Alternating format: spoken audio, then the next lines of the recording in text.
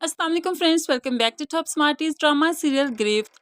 रूही तो मुराद के लिए ऐसी हड्डी बन चुकी है जिसे ना ही निगल सकता है और ना ही उगला जाता है। लेकिन शुरू से लेकर आहट तक हमने देखा कि अगर अनीशा भी मुराद को समझ सकती तो वो रूही को कभी भी इस घर में आने की इजाज़त ना देती। लेकिन मुराद की मुखालफत करते हुए उसने हमेशा रूही का साथ दिया।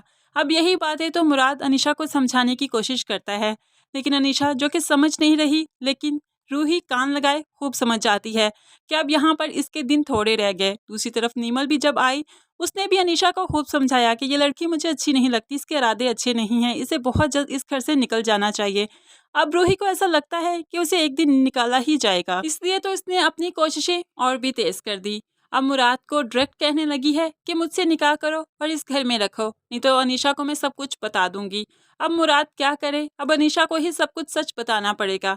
ऐसे में बहुत हिम्मत करके अनीशा के सामने जब गया तो अनीशा भी उसे भांप लेती है। कहने लगी, क्या बात है मुराद, तुम्हारी बीवी हूँ मैं, तुम सब कुछ मुझसे कह सकते हो, तुम मुझसे इतना हिचकिचाते क्यों हो, आंखें क्यों चुराते हो। आखिरकार मुराद को अब जाकर अनीशा को सब कुछ बता देना पड़ा। फाइनली 50 एपिसोड में जाकर मुराद अनीशा को बता रहा है कि उससे गुनाह हो गया, किसी की इज्जत पर गलती से उसने हाथ डाल दिया, जिसकी वजह से वो बहुत पछता रहा है।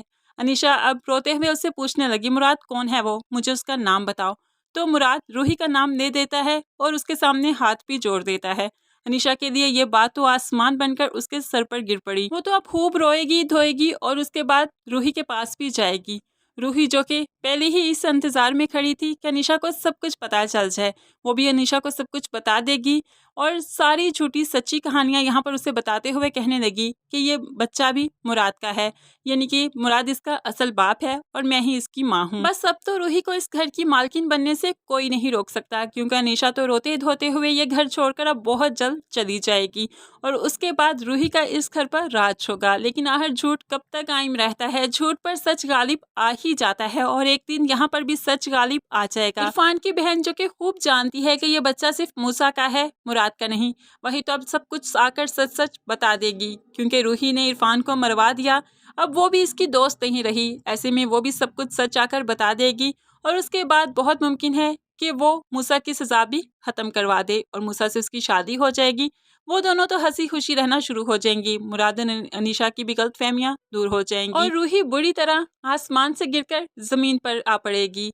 तो रूही का बहुत ही बुरा अंजाम होने वाला है। फ्रेंड्स, किस किस को है रूही के अंजाम का इंतजार, कौन कौन चाहता है अब इस ड्रामे की लास्ट एपिसोड हो जानी चाहिए, जरूर कमेंट्स में बताइएगा। मजीद वीडियोस के लिए चैनल को सब्सक्राइब करके साथ ही बेल का नोटिफिकेशन जरूर प्रेस कीजिएगा। दुआ में याद रखिएगा, अपना बहुत सारा ख्याल रखिएगा। नई वीडियो तक के लिए अल्लाह हाफिज।